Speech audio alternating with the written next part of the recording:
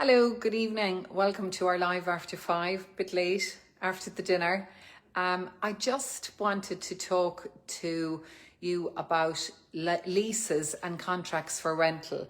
I've spoken to a few people recently and I don't think they understand the legislation around renting. So there's quite a few people who rent out their properties who aren't abreast with the latest changes. So I just want to share that with you.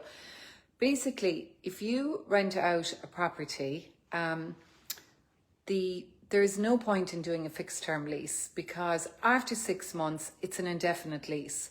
So you can't say to your tenant, I'm going to give you notice now because I'm going to do Airbnb, or I've decided that I want to do something else with the house.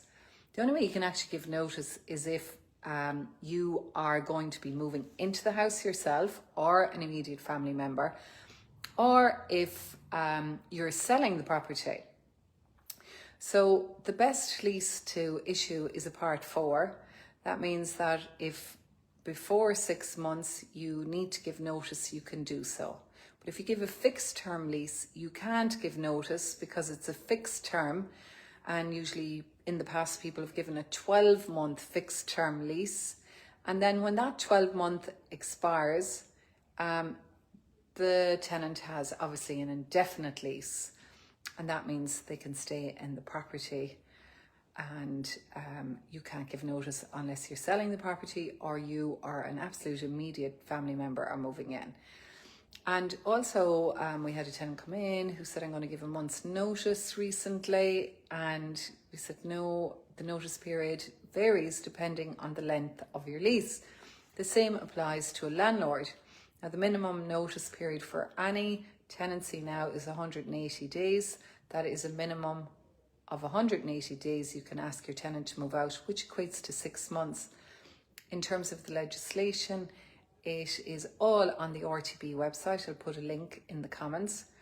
And also worth looking at the RTB landlord's responsibilities. Did you know that as a landlord, you have to provide a freezer, you have to provide a microwave?